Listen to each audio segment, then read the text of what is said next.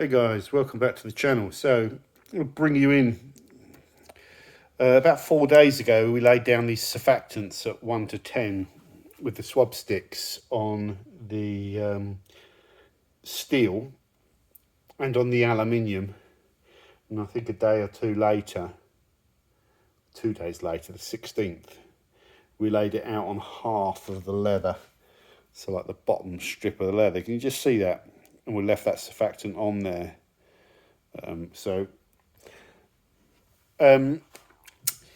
With the steel, I've got really none of them have triggered corrosion, which is really interesting.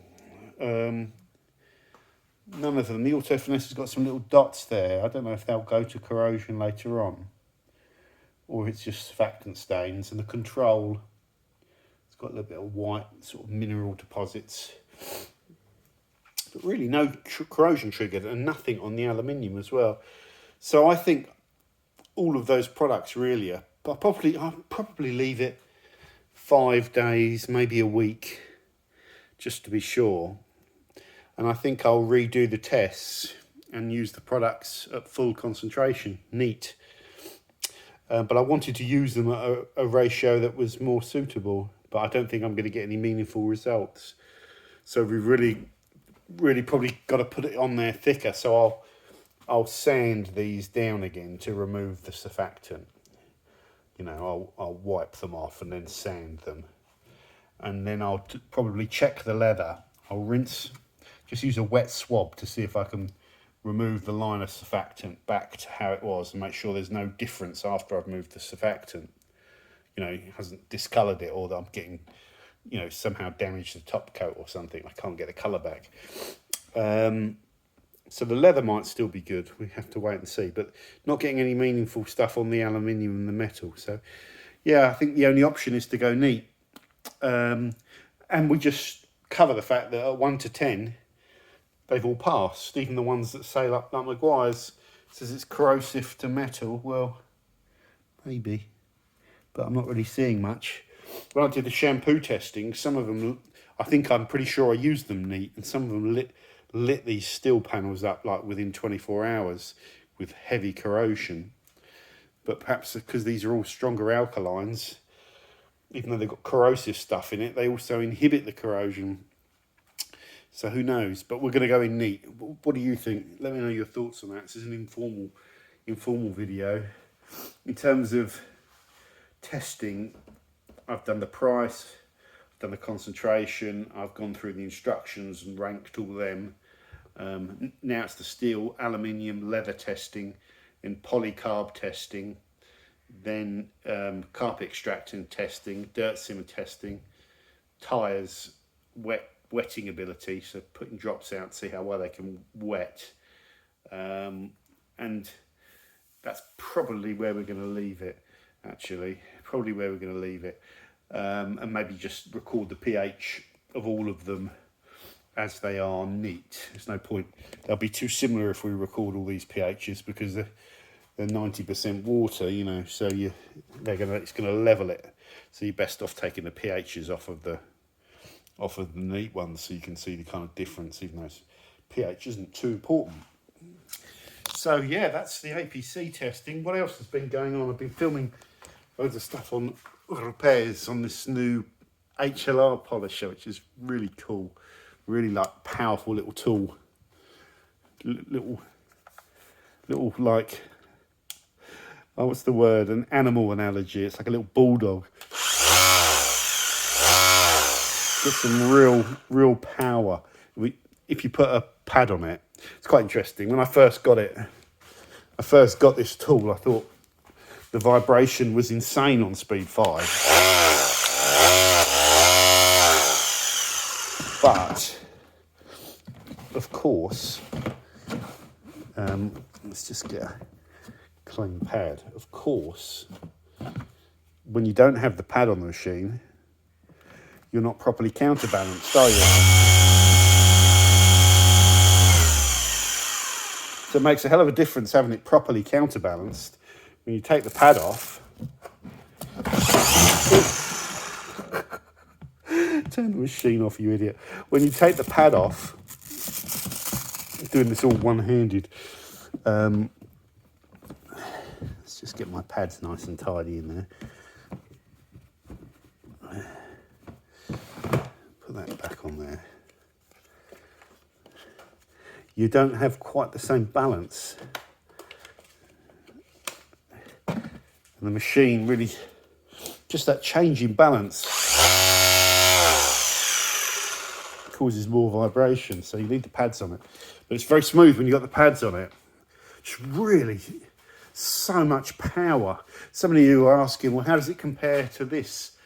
Well, it's a bigger tool than, well, not much in terms of footprint, but in terms of motor size and power, it's a bigger tool than the PXE.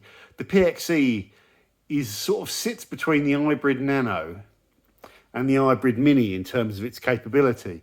It's very powerful for a, for a nano tool that you can have 1-inch pads on. It's got an amazing adapter system, but it doesn't have as much grunt as this. This is designed to really match the grunt, I think, of a proper corded machine. And it absolutely goes like the clackers. Tons of power.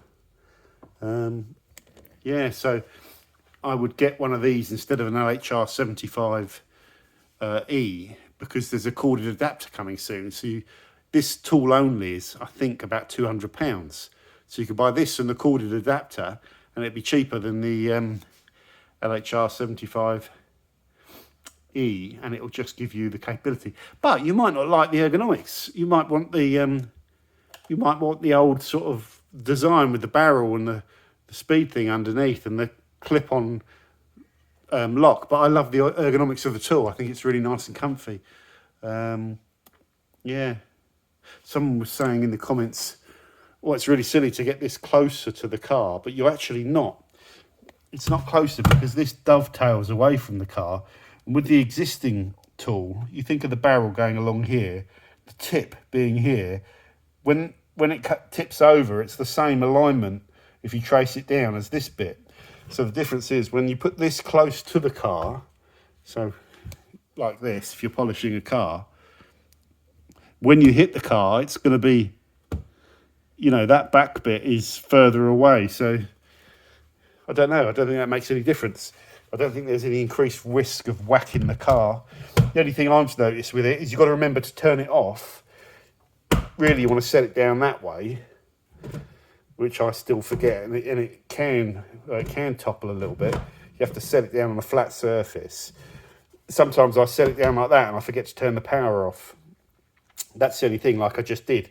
So you have to remember to turn the power off when you're putting the tool down, because yeah, but that's about it, really. It's a very good little machine. I think it's gonna, I really like cordless. I hope Rupes keep going with cordless and can figure out a way to make one of these using the same battery technology and platform that slots into the actual handle of the machine. So the ergonomics, they don't have to have much weight. So they could make like a LHR 15 equivalent of this. I wonder if they're already doing that. Yeah, that would be fantastic. Yeah, because whenever I'm testing stuff in this garage, I always reach for cordless. So I tend to reach for the DeWalt because it's just ready to roll and I don't have to get the cable out and untie the cable, and I can take the cordless straight outside and just start polishing stuff off. So I tend to reach for the cordless, and I hope they do it. I hope they do it. I don't know if they are or not, but it'd be awesome if they go all in on batteries. Yeah, so that's where we are, guys. I'm going to have a think about this surface testing I'm doing with steel and aluminium.